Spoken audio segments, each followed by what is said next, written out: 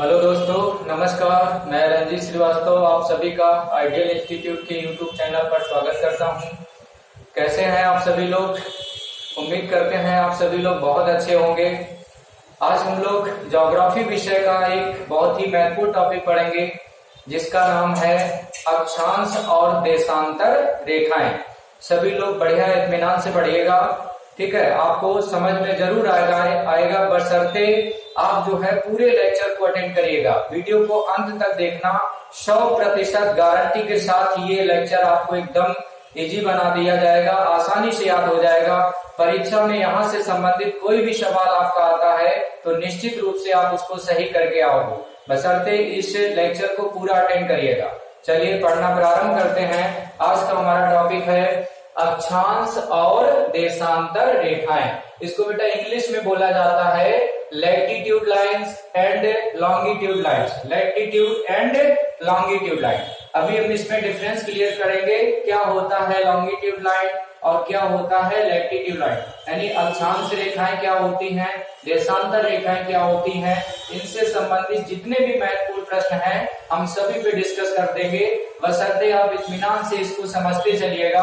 अगर एक बार में आपको कोई चीज ना समझ में आए तो पुनः वीडियो को एक दो बार और देख लीजिएगा, अच्छे से आपको क्लियर हो जाएगा। दूसरी महत्वपूर्ण बात है, इस टॉपिक को अपनी कॉपी पे भी जरूर नोट कर लीजिएगा। एक साथ में अपना नोट्स बनाते चलिएगा। परीक्षा के दौरान बस अपने इस नोट्स को केवल रिवाइज कर लेना, आराम से आपको सभी चीजें पुनः याद आ जाएंगी, ठीक है। चलिए पढ़ना प्रारंभ करते हैं। हम लोग समझेंगे आज अक्षांश रेखाएं और देशांतर रेखाएं। तो सबसे पहले समझते हैं अक्षांश रेखाएं क्या होती हैं, लैटिट्यूड लाइन किसे कहते हैं। हमारी जो पृथ्वी है लगभग वो गोल है, हालांकि पूरी तरह से वो गोल नहीं है, वो अंडे के आकार की है, लेकिन मान लिया जाता है लगभग गोल है। तो आपकी पृथ्वी को ठीक ढंग से दर्शाने के लिए ग्लोब की सहायता ली जाती है, तो इसे हम ग्लोब कहेंगे। इस ग्लोब में बेटा दो पोल हैं, या पृथ्वी आपकी जो है उसमें दो ध्रुव होते हैं। एक ध्रुव को कहा जाता है उत्तरी ध्रुव अर्थात नॉर्थ पोल, और एक जो पोल है उसे हम साउथ पोल के नाम से जानेंगे, दक्षिणी ध्रुव। तो आपकी इस पृथ्वी पर बिल्कुल बीचों बीच से लगभग एक रेखा ऐसे गुजरती है। हालांकि हम आपकी पृथ्वी पर कोई भी रेखाएं नहीं है, ये सब जितनी भी रेखाओं की यहाँ पे हम लोग बात करेंगे अक्षांश रेखाओं की और देशांतर रेखाओं की, यह काल्पनिक रेखाएं होंगी। कोई रेखाएं नहीं है आपकी पृथ्वी पे, केवल इनका इमेजिन किया जाता है कि हाँ ऐसी ऐसी रेखाएं होंगी। तो आपकी पृथ्वी पे लगभग बीचों बीच से एक रेखा गुजरती है जो कि पृथ्वी को दो गोलार्ध में बांट देती है। ऊपर की ओर जो गोलार्ध बनता है इसे कहा जाता है उत्तरी गोलार्ध।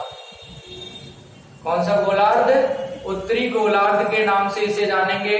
और नीचे की ओर जो गोलार्ध बन रहा है इसे हम कहेंगे दक्षिणी गोलार्ध। कौन सा गोलार्ध? दक्षिणी गोलार्ध। तो दो गोलार्ध में एक रेखा ने इसको डिवाइड कर दिया। ये जो रेखा है इसको बेटा 0 डिग्री की रेखा के नाम से जाना जाएगा। इसी रेखा को हम लोग विषुवत रेखा कहते हैं। कौन सी रेखा? विषुवत रेखा। इसे विषुवत रेखा भी कहा जाता है। इसी रेखा को भूमध्य रेखा के नाम से भी जाना जाता है, भूमध्य रेखा, या इसी को इक्वेटर लाइन के नाम से भी जाना जाता है। ये आपके 3-4 नाम इसके याद रखिएगा। 0 डिग्री की अक्षांश रेखा, विषुवत रेखा, भूमध्य रेखा। यानी इस पृथ्वी पर जो पड़ी हुई लाइनें खींची जाती हैं इनको अक्षांश रेखाओं के नाम से जाना जाएगा। अब यहाँ पे देखिएगा उत्तरी गोलार्ध में हर 1 डिग्री पर प्रत्येक एक अंश पर एक रेखा खींची जाएगी। तो कुल रेखाओं की यहाँ पे जो संख्या है वो कितनी हो जाएगी, यहाँ पर देखेंगे प्रत्येक 1 डिग्री पर एक रेखा खींची जाएगी, यहाँ तक उत्तरी ध्रुव तक। तो इस प्रकार से यहाँ पे कुल जो डिग्री बनते हैं जाकर के, यहाँ से देखिएगा 1 डिग्री हो गया, 2, 3, 4, 5 ऐसे चलते चलते यहाँ तक जब पहुंचेंगे तो 90 डिग्री तक पहुंच जाएंगे। तो उत्तरी गोलार्ध में कुल कितना अंश है? 90 अंश है। अर्थात यहाँ पे रेखाओं की संख्या कितनी खींची जा सकती है? 90 रेखाएं बेटा आपके उत्तरी गोलार्ध में खींची जा सकती हैं। उसी प्रकार से सेम दक्षिणी ध्रुव में प्रत्येक 1 डिग्री पर एक रेखा खींची जाती है।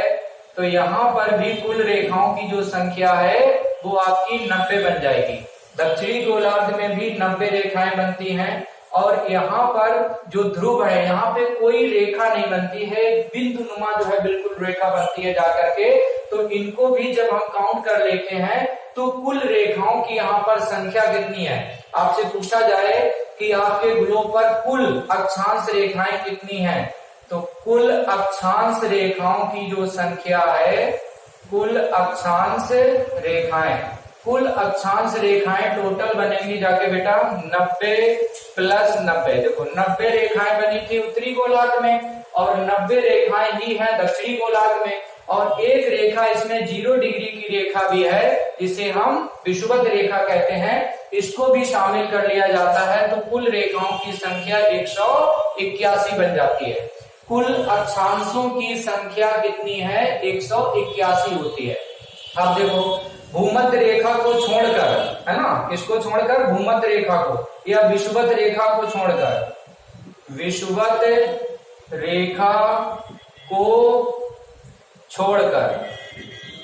रेखा को छोड़कर अक्षांश रेखाएं कितनी होती हैं।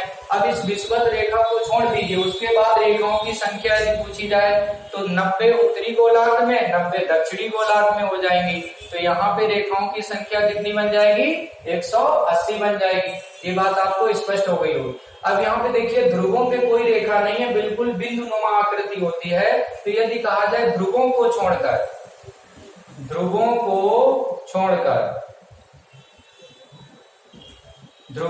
छोड़कर रेखाओं की संख्या कितनी होती है, तो यदि हम ध्रुवों को छोड़ देंगे, टोटल हमने अभी आपको बताया था कुल 181 रेखाएं थी।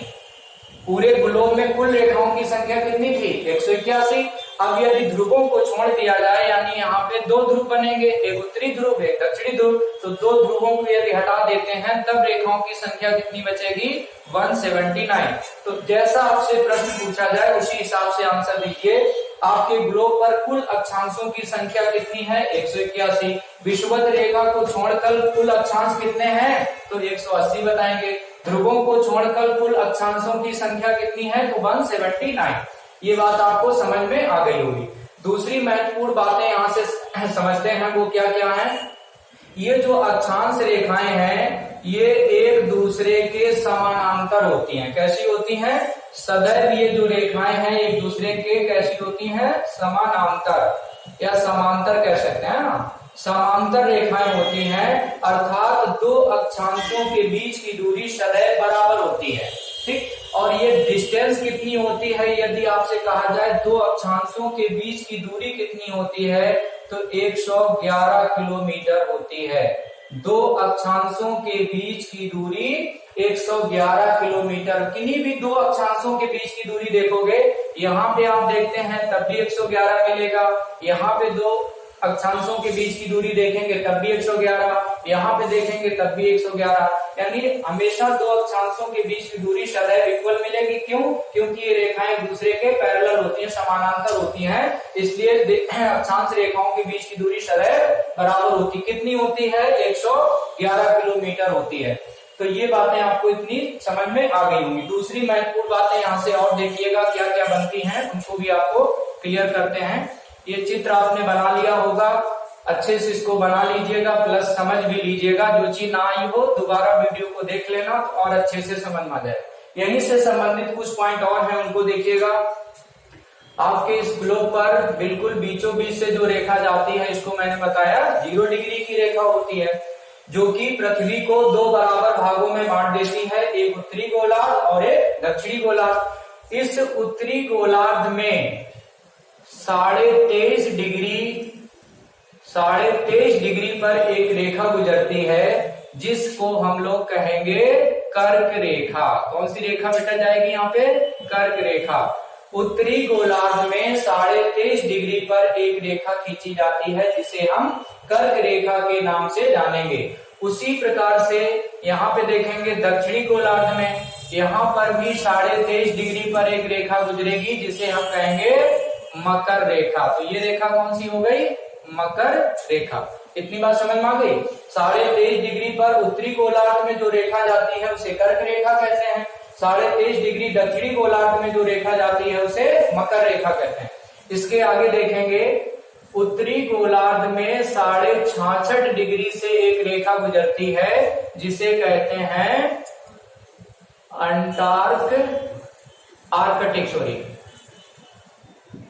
आर्कटिक रेखा।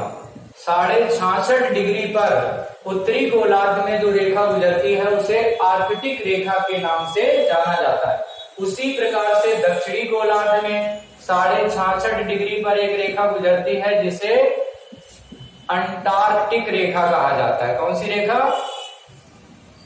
अंटार्कटिक रेखा। तो नीचे की ओर यानी दक्षिणी गोलार्ध में है वो अंटार्कटिक रेखा है, और उत्तरी गोलार्ध में जो रेखा है उसे आर्कटिक रेखा के नाम से जाना जाता है। ये 4 रेखाएं बहुत ही महत्वपूर्ण हैं, इनको ध्यान रखिएगा। हमारा जो भारत है बेटा वो इसी कर्क रेखा पर यहाँ पर स्थित है। ठीक, भारत के बीचों बीच से एक रेखा लगभग गुजरती है जिसे कर्क रेखा के नाम से जाना जाता है। आपने पढ़ा होगा कर्क रेखा भारत के 8 राज्यों से होकर के गुजरती है। वो जब हम भारत की स्थिति समझाएंगे आपको तब वहां पर सारी चीजें और क्लियर कर देंगे। ठीक, तो यदि भारत की स्थिति आपसे पूछी जाए किस गोलार्ध में स्थित है, उत्तरी गोलार्ध में है कि दक्षिणी गोलार्ध, अक्षांश के अकॉर्डिंग आप इसको बताएंगे उत्तरी गोलार्ध में भारत की स्थिति है। लेकिन जब देशांतर के अकॉर्डिंग देखेंगे तो पूर्वी गोलार्ध में। ऐसे ही अभी हम आपको देशांतर रेखाएं भी समझाएंगे, तो देशांतर रेखाओं के अकॉर्डिंग जो भारत की स्थिति है वो पूर्वी गोलार्ध में। इस रेखा ने इधर की ओर एक गोलार्ध बना दिया, ये पूर्वी गोलार्ध हो गया। इधर की ओर जो गोलार्ध है इसे पश्चिमी गोलार्ध के नाम से जाना जाएगा। तो देशांतर के अकॉर्डिंग भारत की स्थिति पूर्वी गोलार्ध में है, अक्षांश के अकॉर्डिंग भारत की स्थिति उत्तरी गोलार्ध में। इसलिए कहा जाता है उत्तर पूर्वी गोलार्ध में भारत की स्थिति है। अगर दोनों गोलार्धों के अकॉर्डिंग आप बात करें, ठीक है, अक्षांश और देशांतर दोनों को मिलाकर के, तब आप क्या बताएंगे कि भारत की स्थिति कहां पर है? तो बताएंगे उत्तर पूर्वी गोलार्ध में भारत स्थित है। ठीक, आगे देखो, यहाँ पर कर्क रेखा पर जब सूर्य की किरणें लंबवत गुजरती हैं वो दिन कब आता है? तो याद रखिएगा 21 जून। 21 जून के दिन कर्क रेखा पर सूर्य की किरणें लंबवत पड़ती हैं। यहाँ पर सूर्य की किरणें लंबवत पड़ने की वजह से दिन सबसे बड़ा होता है। दिन कैसा होता है? यहाँ पे दिन बड़ा, और कितना बड़ा? सबसे बड़ा। 21 जून के दिन उत्तरी गोलार्ध में दिन सबसे बड़ा होता है। क्यों? क्योंकि कर्क रेखा पर सूर्य की किरणें लंबवत पड़ती हैं। इसी के जस्ट विपरीत यहाँ पे याद रखिएगा, जिस दिन सूर्य की किरणें कर्क रेखा पर लंबवत पड़ती हैं तो दिन सबसे बड़ा होता है। उसी दिन अर्थात 21 जून, याद रखिएगा 21 जून को मकर रेखा पर या दक्षिणी गोलार्ध में जो दिन होगा वो कैसा होगा बेटा? उसका उल्टा याद रखना है, सबसे छोटा। आपसे पूछा जाए कि जब उत्तरी गोलार्ध में दिन सबसे बड़ा होता है तो दक्षिणी गोलार्ध में दिन कैसा होगा? आप बताएंगे सबसे छोटा। यानी 21 जून के दिन दक्षिणी गोलार्ध में दिन सबसे छोटा होता है, 21 जून के दिन उत्तरी गोलार्ध में दिन सबसे बड़ा होता है। इसके विपरीत यहाँ पे देखिएगा, अब 22 दिसंबर के दिन सूर्य की किरणें मकर रेखा पर लंबवत पड़ती हैं। इस वजह से 22 दिसंबर के दिन दक्षिणी गोलार्ध में जो दिन होता है वो सबसे बड़ा होता है। और इसी का जस्ट उल्टा यहाँ पे याद कर लीजिएगा, 22 दिसंबर के दिन यहाँ पे उत्तरी गोलार्ध में दिन कैसा हो जाएगा? दिन सबसे छोटा हो जाएगा। अब ये 2 तारीखें उत्तरी गोलार्ध के लिए याद रखो और ये 2 तारीख आप दक्षिणी गोलार्ध के लिए याद रखिएगा।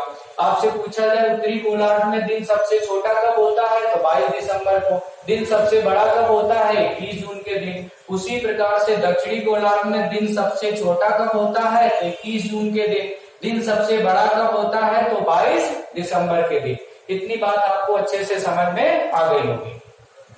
ये आपकी जो भूमध्य रेखा है या जो 0 डिग्री की रेखा है, ठीक है, इसमें साल में 2 तिथि ऐसी आती हैं कि यहाँ पर सूर्य की किरणें लंबवत पड़ती हैं। इस वजह से साल में 2 दिन ऐसे होते हैं कि दिन और रात बराबर होते हैं। वो दिन कब कब आते हैं? तो याद रखिएगा, एक दिन है आपका 21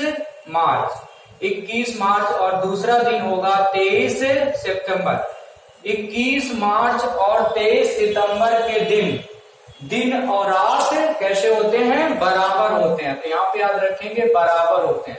कब कब दिन और रात बराबर होते हैं? तो 21 मार्च और 23 सितंबर के दिन और रात बराबर होते हैं। क्यों होता है ऐसा? क्योंकि जब आपकी पृथ्वी सूर्य के उत्तरी गोलार्ध में होती है या उत्तर दिशा की ओर होती है, तो 21 मार्च का वो दिन होता है। यहाँ पर सूर्य की किरणें कहीं की लंबवत पड़ रही होती हैं, तो यहाँ पे दिन और रात बराबर हो जाते हैं।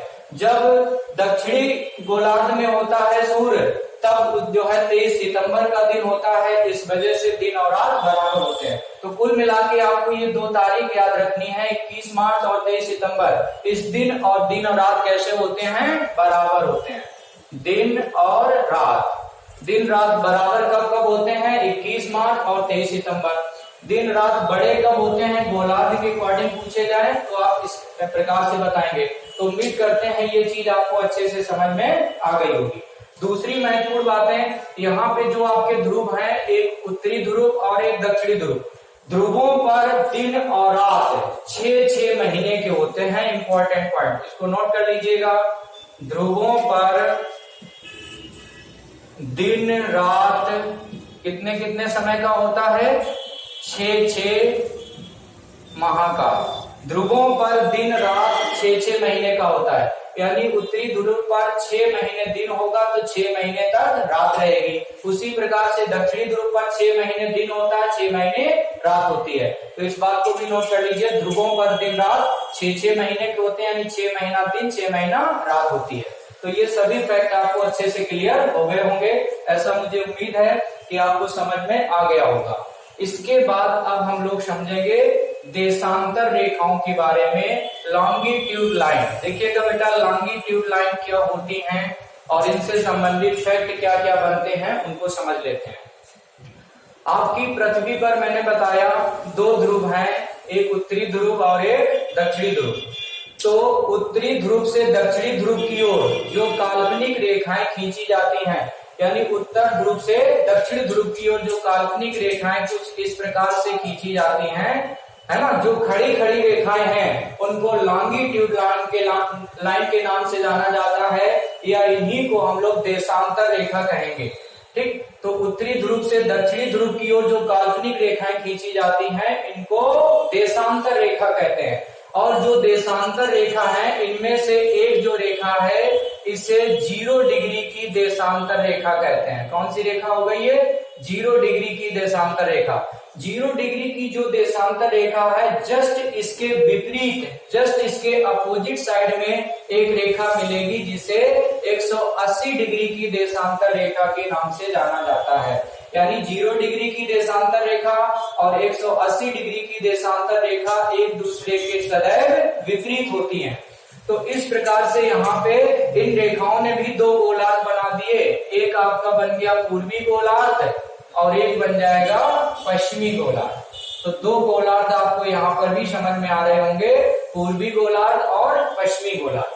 अब यदि हम पूर्वी गोलार्ध की बात करें, तो यहाँ पर भी हर 1 डिग्री पर एक रेखा आपको देखने को मिलेगी। तो यहाँ पर कुल जो रेखाओं की जो संख्या होगी वो कितनी हो जाएगी? 180। इसी प्रकार से दक्षिणी गोलार्ध में कुल रेखाओं की संख्या कितनी बन जाएगी? 180। इसको थोड़ा समझ लीजिए कैसे 180 बन रहा है। जैसे आपने मैथमेटिक्स में पढ़ा होगा कि 90 डिग्री का एंगल बनाओ, तो 90 डिग्री का एंगल आप कैसे बनाते हैं? कुछ इस प्रकार से, यानी 180 डिग्री का एंगल बनाने कहा जाए तो यहाँ से लेके यहाँ तक 180 डिग्री हो जाता है। ठीक, तो यहाँ से लेके यहाँ तक टोटल 180। उसी प्रकार से नीचे की ओर भी 180 बन जाएगा। तो ऊपर की ओर 180 डिग्री बन रहा है, नीचे की ओर भी 180 बन रहा है। इसी प्रकार से मैंने बता दिया है कि यहाँ पर पूर्वी गोलार्ध में देशांतरों की संख्या कितनी बन जाएगी? 180। पश्चिमी गोलार्ध में देशांतरों की संख्या कितनी बन जाएगी? 180। अब आपसे कहा जाए कुल देशांतर रेखाएं कितनी हैं? कुल देशांतर रेखाएं, तो याद रखिएगा कुल जो देशांतर रेखाएं हैं उनकी जो संख्या है बेटा 360 बनेगी। कैसे? 180 + 180 = 360। कुल देशांतरों की संख्या कितनी होती है? 360। ये बात आपको अच्छे से समझ में आ गई होगी। दूसरी महत्वपूर्ण बात, देशांतर रेखाओं के बीच की जो दूरी है वो समानांतर नहीं होती है, इसलिए इनके बीच की दूरी कम ज्यादा होती है। अब देखो, जो मैंने यहाँ पे ऐसे 0 डिग्री की अक्षांश रेखा खींची थी, इस 0 डिग्री की अक्षांश रेखा से या भूमध्य रेखा से ध्रुवों की ओर जाने पर अब देशांतरों के बीच की दूरी घटती है। इस बात को याद रखिएगा। भूमध्य रेखा से ध्रुवों की ओर, आप चाहे उत्तरी ध्रुव की ओर जा रहे हो और चाहे दक्षिणी ध्रुव की ओर जा रहे हो, कुल मिला के आपसे पूछा जाए कि भूमध्य रेखा से ध्रुवों की ओर जाने पर देशांतरों के बीच की दूरी में क्या परिवर्तन होता है, तो आप बताएंगे दूरी घटती है। लेकिन यदि आप ध्रुवों से भूमध्य रेखा की ओर आते हो, चाहे दक्षिणी ध्रुव से भूमध्य रेखा की ओर जा रहे हो और चाहे उत्तरी ध्रुव से भूमध्य रेखा की ओर आ रहे हो, तो ध्रुवों से भूमध्य रेखा की ओर जाने पर दूरी सदैव बढ़ती है। और सबसे ज्यादा जो दूरी होती है, सबसे ज्यादा जो डिस्टेंस होती है वो भूमध्य रेखा पर होती है। दो देशांतरों के बीच की सबसे अधिकतम दूरी भूमध्य रेखा पर होती है। कितनी होती है? याद रखिएगा, 111.3 किलोमीटर होती है। दो देशांतरों के बीच की अधिकतम दूरी भूमध्य रेखा पर होती है। कितनी होती है? 111.3 किलोमीटर होती है। इस बात को याद रखना। चलो आगे देखते हैं। जब ये काल्पनिक रेखाएं खींची गई तो इसमें से जो 0 डिग्री की देशांतर रेखा है, कुछ संयोग ऐसा बनता है कि 0 डिग्री की जो देशांतर रेखा है वो लंदन के ग्रीनविच शहर से होकर के गुजरी। लंदन में, या ब्रिटेन एक देश है, ब्रिटेन देश में एक स्थान है बेटा ग्रीनविच। कौन सा स्थान है? ग्रीनविच। ग्रीनविच एक स्थान है जो कि कहां पड़ेगा? लंदन में पड़ता है। तो लंदन में ग्रीनविच एक वेधशाला भी है। ग्रीनविच शहर में एक वेधशाला थी जहां पे लंदन के लोग अपने देश के लिए समय का निर्धारण किया करते थे। ठीक है, पहले जब ये रेखाएं नहीं थी तो उस समय लंदन के ग्रीनविच शहर में एक वेधशाला थी जहां से समय का निर्धारण हुआ करता था।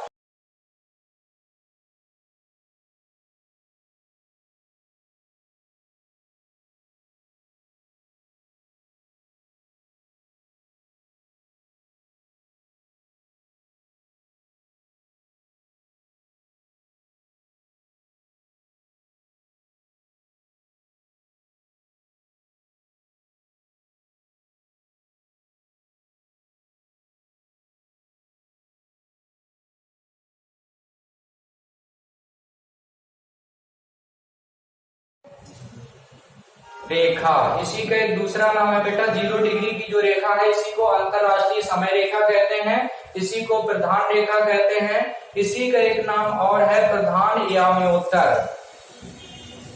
प्रधान याम्योत्तर रेखा, इसी को प्रधान याम्योत्तर रेखा के नाम से भी जाना जाता है, या इसी लाइन को बेटा जीएमटी लाइन के नाम से भी जाना जाता है। जीएमटी रेखा, इसका पूरा नाम है Greenwich mean time. Greenwich mean time, या इसी को ग्रीनविच रेखा के नाम से भी जाना जाता है। ग्रीनविच रेखा, ये सब इसके उपनाम हो गए। या 0 डिग्री की अक्षांश रेखा, 0 डिग्री की देशांतर रेखा, 0 डिग्री की देशांतर रेखा, ये सब इतने नाम हो गए इसके।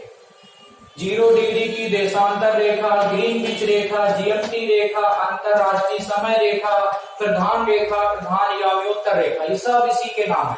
तो ये जो 0 डिग्री की देशांतर रेखा है, ये समय निर्धारण के लिए इसको एक मानक रेखा मान लिया गया है और ये लंदन के ग्रीनविच शहर से होकर के गुजरती है। तो यहीं से पूरी दुनिया के लिए समय का निर्धारण कर लिया जाता है। अब देखो, इस 0 डिग्री की रेखा से यदि पूर्वी गोलार्ध में जाते हैं तो समय बढ़ता है, इस बात को याद रखना। और इस रेखा जो 180 डिग्री की रेखा है, इस रेखा से पश्चिम की ओर जाते हो तो यहाँ पर समय कैसा होगा? अगर हम समय की बात करें तो यहाँ से 0 डिग्री की जो रेखा है इससे आगे की ओर जा रहे हैं, मीन्स पूर्वी गोलार्ध में जा रहे हैं तो समय बढ़ेगा, लेकिन वापस आ रहे हैं तो वापस आने पे गोलार्ध पश्चिमी हो जाएगा तो यहाँ पे समय घटेगा। और जो 180 डिग्री की रेखा होगी इसे अंतरराष्ट्रीय तिथि रेखा कहेंगे। अब इसके बारे में बताएंगे।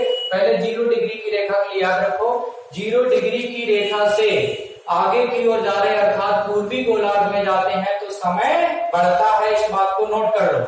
और इस रेखा से पीछे की ओर अर्थात पश्चिमी गोलार्ध में जाते हैं तो समय घटता है। कितना समय घटता है इसको भी हम आपको निकाल के दिखा दे रहे हैं। चलो देखो, हमारी जो पृथ्वी है ये अपने एक्सिस पर, अपने अक्ष पर घूमती है। अपने अक्ष पे कैसी घूमती है? Anti clockwise.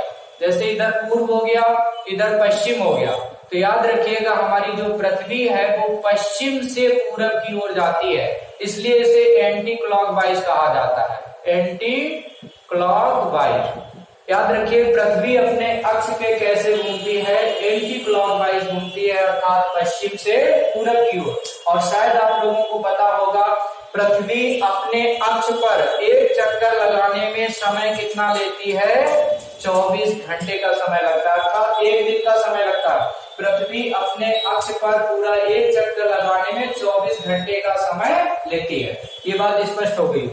अभी देखिएगा, अब हम आपको सिद्ध करके दिखाते हैं कि दो देशांतरों के बीच में 4 मिनट का जो अंतर होता है वो कैसे आता है, उसको निकाल के दिखाते हैं। चलो ध्यान दो, 24 घंटे में पृथ्वी ने पूरा एक अपना चक्कर लगा दिया, एक राउंड लगा दिया। ठीक, आपको पता होगा ये जो पूरा एक राउंड होता है इसे कंप्लीट एंगल के नाम से मैथ में जाना जाता है। और कंप्लीट एंगल है ना, ये कितने डिग्री का होता है बेटा? पूरा 360। जब पृथ्वी ने पूरा एक राउंड लगा लिया तो कितने डिग्री का एंगल कवर किया होगा उसने? तो आप देखिएगा यहाँ पे 360 डिग्री का एंगल कवर होता है। एक चक्कर लगाने में समय कितना लगा? 24 घंटे का। एक चक्कर में उसने डिग्री कितना कवर किया? 360 किया, इसलिए इसको हमने इक्वल कर दिया, अर्थात 24 घंटे बराबर 360 डिग्री।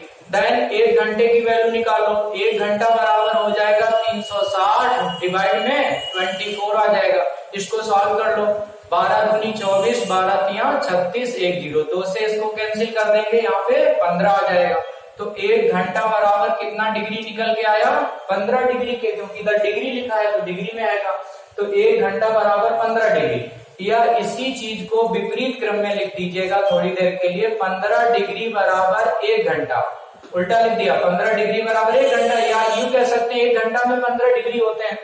तो 15 डिग्री बराबर 1 घंटा, या इसी को हम लिख सकते हैं 15 डिग्री बराबर 60 मिनट, क्योंकि 1 घंटे में 60 मिनट होते हैं, तो इस 1 घंटे की जगह 60 मिनट भी लिखा जा सकता है। तो 15 डिग्री बराबर 60 मिनट, 1 डिग्री बराबर बेटा कितना आ जाएगा? अब 1 की वैल्यू यहाँ से निकाल लो, तो 60 में 15 से डिवाइड कर दो, आगे 15 चौकू 60, यानी 4 मिनट। तो कुल मिला के यहाँ से ये सिद्ध होता है कि 1 डिग्री में कितने मिनट होते हैं? 4 मिनट। इसलिए इसको कहा जाता है कि दो देशांतरों के बीच में 4 मिनट का अंतर रहता है। अब इस बात को याद कर लीजिए, मैंने यहाँ सिद्ध करके दिखा दिया, 1 डिग्री में 4 मिनट का अंतर रहता है।